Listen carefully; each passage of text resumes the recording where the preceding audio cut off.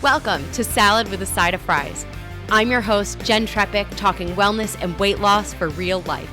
We're here to clear up the myths, misinformation, bad science, and marketing to teach you how to eat and how to cheat. Are you ready? I'm having salad with a side of fries. This week, we're talking about Aquafaba. Have you heard of this one? So in this week's episode, when I mentioned it, I gave the hint that an example of Aquafaba is the liquid in the can of chickpeas. And I said, you may not want to just dump it down the drain.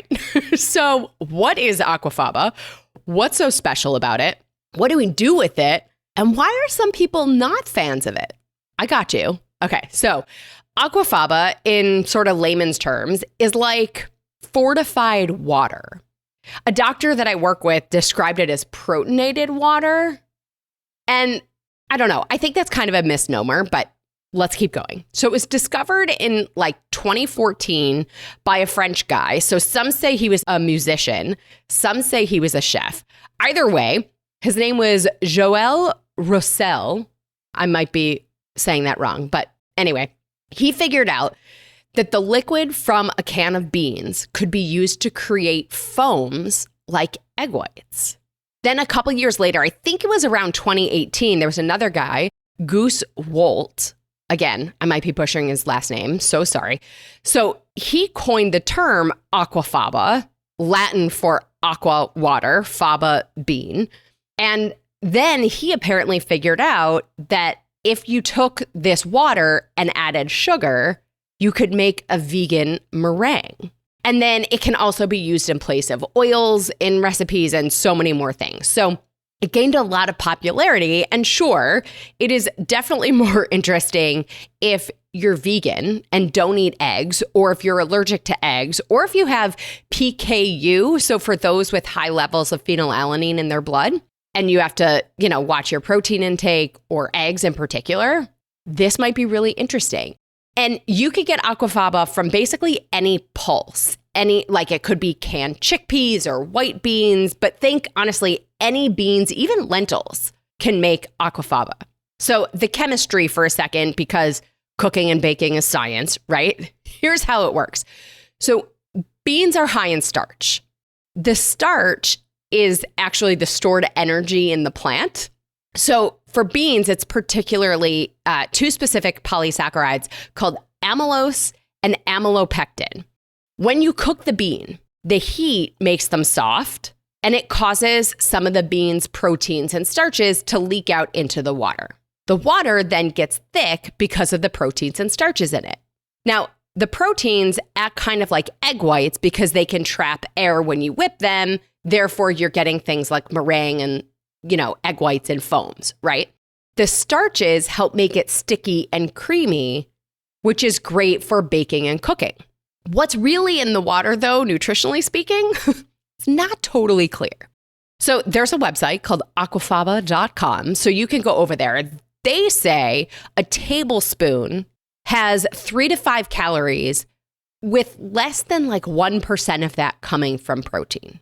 Now, I will say there really isn't reliable nutritional information on Aquafaba. I mean, as we say all the time, there isn't money in studying a lot of these specific foods and, certainly this, but we'll do what we can. If we think about it logically, right? Protein and fiber aren't transferring in any significant way to the water. You may get some vitamins and minerals, like if we think about beans and lentils, we're thinking like calcium and iron, some B vitamins, maybe phosphorus, right? Even with that, I would argue they're pretty small amounts, like some would say trace amounts. So if we're thinking about this nutritionally, okay, eggs are a powerhouse of nutrition. Aquafaba is certainly not going to compare, full stop. But for those who are not eating eggs or who have challenges with protein, Aquafaba opens a door to so many foods and recipes. Now, in addition to using Aquafaba to make meringue, you could do marshmallow fluff, frosting, mousse, marzipan, ice cream. You can use it instead of egg or oil in making mayonnaise or salad dressings, and then baking muffins, cookies, cakes, right? All the things.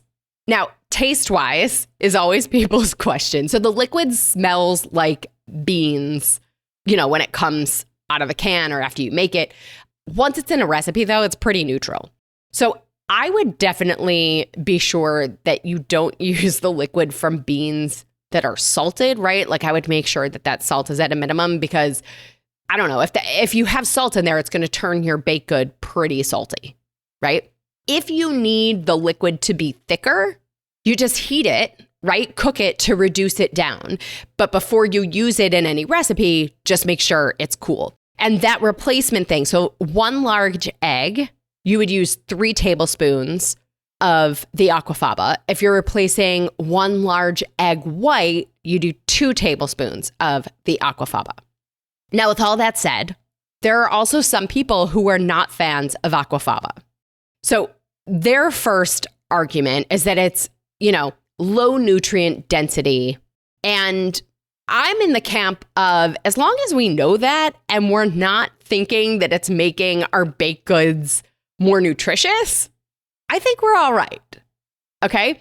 Then there's also contention over using liquid from cans because there are many cans lined with BPA. It's that chemical that can be an endocrine disruptor and why everyone's in the camp of ditching all the plastic these days.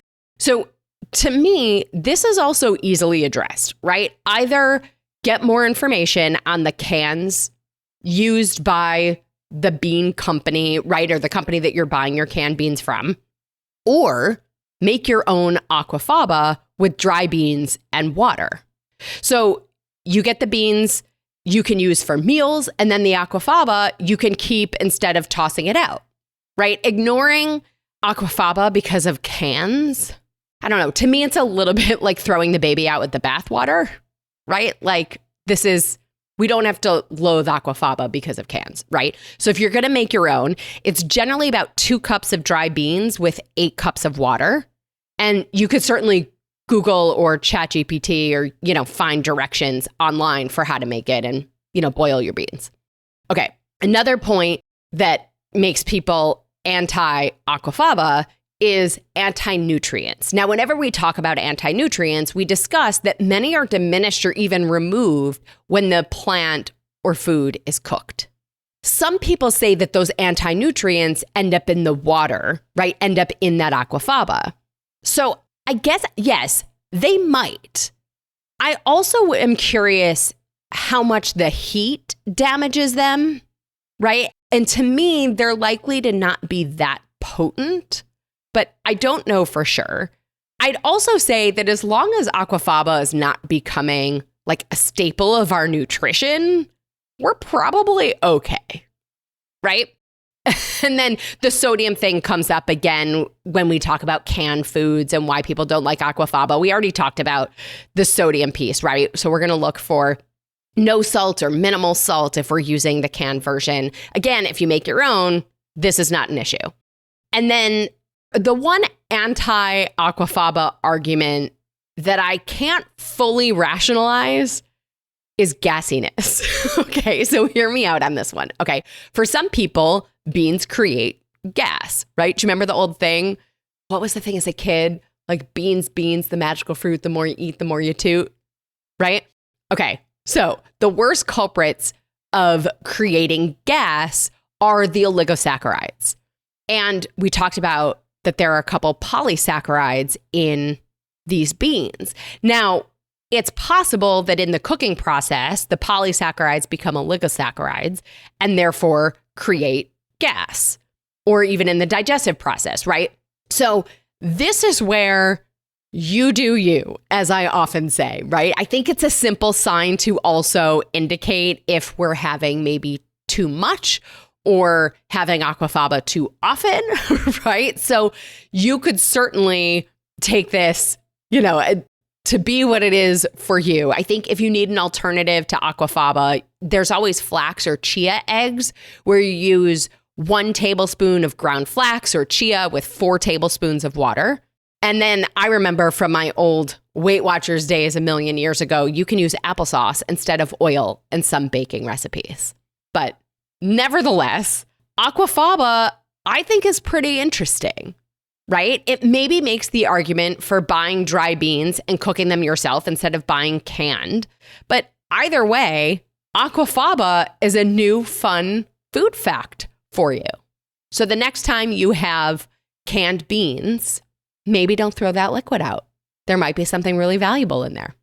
Well, as always, everybody, I'm your host, Jen Trepeck. Connect with me on Instagram or all social media. I'm at Jen Trepeck, JENNTREPECK. Website is asaladwithasideoffries.com. Pick your platform, send a message. I truly love hearing from you. It is the highlight of my day. And whichever platform is easiest for you, this is the easiest way to learn more about working with me as your health coach. And friends, if you are not already a member, I invite you to the Happy Healthy Hub. You'll go to asaladwithasideoffries.com/membership. This shows your support for this podcast, this community, and most importantly, it supports your health.